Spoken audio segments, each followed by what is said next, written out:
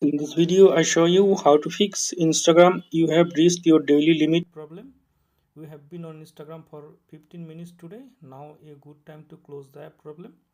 For fixing this problem, click on more option.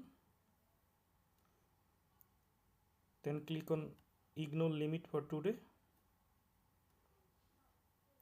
You can see that the problem is solved.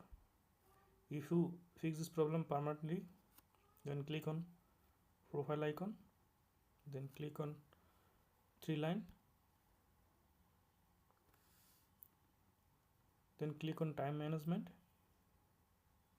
Then click on daily limit. Now turn off this feature.